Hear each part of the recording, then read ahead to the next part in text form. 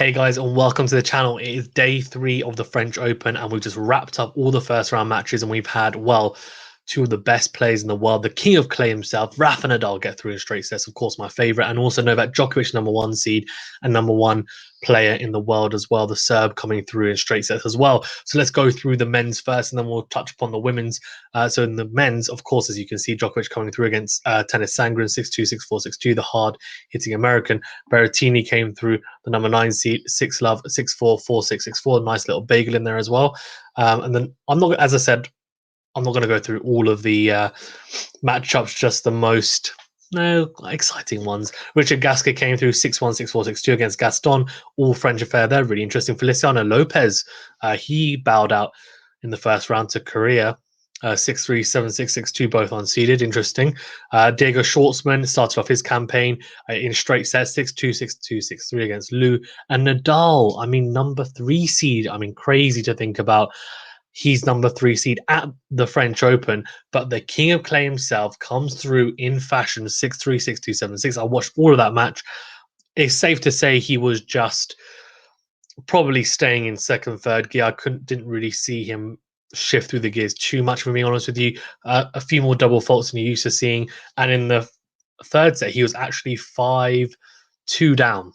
And so, I mean, at that point, you're thinking, no way he can come up from here. And then he won it 7-6. So, look, I mean, that's Rafa for you. It really is. But yeah, good start for him to come through in straight sets. I think if he'd lost that set as well, it just doesn't bode well for us at all. Everyone's thinking, oh, hold on, we can nick a set off him. But the fact that he didn't lose one is, I think, a very, very positive sign. And vamos, Rafa, let's get going. Hopefully he can get through the first few rounds without any scars and then make a good run of it. And Djokovic as well doing the same today. Apart from that, Cole Schroy versus Verdasco, I said that would be that was one of my matchups to look out for. I mean, two veterans, two guys who back in the day were just quality on their day, weren't they? They were so good. I mean, Verdasco, it would just blow people off the court, left-hander, so powerful. Cole Schreiber, just very pinpoint, German, player who would just get around the court very well. He actually came through Cole Schreiber 7-6, 6-2, 2-6, 6-4. So really impressive stuff from him. And then we also had Thiem. Now that is a bit of an upset. The #20 seed, he ended up losing in 4 sets. Now that is, to me, quite a big upset. Seppi is quite a good clay court player, but I'm expecting Thiem, he's a pretty good all court player, to be honest with you. To lose is a pretty big upset. Now he ended up losing 6-3, 7-6, 4-6, 6-4 to Seppi, the #20 seed, bows out in the first round. So really disappointing stuff for the youngster. Gael Monfils, really good to see him back to winning ways, winning 1-6, 7-6, 6-4, 6-4. So really poor first set against Ramos Vinolas, and then he came through in 4, so good for him. Now, this was the other big upset. Oh, man. Andrey Rublev, the #7 seed, bowed out in the first round, 6-3, 7-6, 4-6, 3-6, 6-4 to Struff. So he actually, I mean, he was 2 sets to love down, and he managed to come back from that and then ended up losing. I mean, that is gut-wrenching. It really is. He'll just be lying in bed tonight thinking, man, because it's just one of those things. You get back to 2 sets all even from 2 sets down, and you're thinking, this is now mine, the momentum's with me, and he loses 6-4, and you're just thinking, and I think he was on serve, and then he broke at 4-all Struff. So it's just it's one of those things. It's just not great, but what can you do? A very, very big win for him, though. And Rublev will be disappointed as well. I mean, probably not performing at the grand standards he'd want. So let's see. Okay, let's move on then. Badin, who a bit of an invested interest, I guess, as a Brit, because he was British before, but changed allegiances. He won 7-5, 3-6, 7-5, 6-2. So good for him. Good to see him progressing the left-hander. Karatsev, Aslan Karatsev, the Lion, came through 6-3, 6-4, 6-4. I mean, what a story! And I just want him to keep on doing well. Let's be honest, everyone does. What's not to like? Really, really good player. Let's see how far he can go. Alex de Minaur, He came through, really good win over Travaglia, 6-2, 6-4, 7-6. That's a good win. Umber, that's another upset. Barankis came through 6-4, 6-4, 2-6, 6-4. Ugo Umber, that is a pretty poor loss. So I don't know.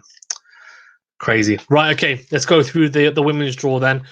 Sloane Stephens, the previous US Open champion, came through 6-3. Sorry, 3-6, 7-6, 6-4 against Suarez Navarro. Good little win for her. Pliskova, number 9 seed, 1-7-5, 6-4. Obviously recovered from her double bagel loss to Iga Swiatek. Right now, we move on to some of the interesting ones. Matrova beat Petkovic. I thought that would be quite an interesting one, and it was. Lost the first set at 6-1, but came through 6-3, 6-4 in the end, in the second and third set. Now, Coco Gauff, this was a really good first set, really topsy-turvy, but she ended up winning the first set 7-6 and 13-11 in the tiebreaker. I mean, a lot of breakpoint opportunities in that first set, and then she won the second set 6-4. She had a fantastic... she's had a fantastic clay court swing, has Coco Gauff, so she is... I think people are quietly confident to see her get to the second week, but she'll need to string it together, and she's got the ability for sure. It's just, I think, more of a mental thing. Okay, Venus Williams, the veteran, unfortunately bowing out in the first round to Alexandrova, 6-3, 6-1. Really good to see her still playing there, by the way. She just clearly just loves the game. Just loves the game. She's actually playing doubles as well, Coco Gauff. That's amazing. It's like the master and the apprentice. It really is quality. Absolutely, because Coco Gauff, I think Venus Williams was her idol growing up. Amazing. Imagine being able to play doubles with your idol. Crazy. Right.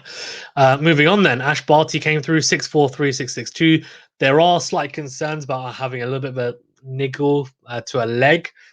I don't know exactly how extensive it is, but apparently it could be a slight cause for concern in terms of her movement, and that's maybe why she dropped the set. She was my favorite.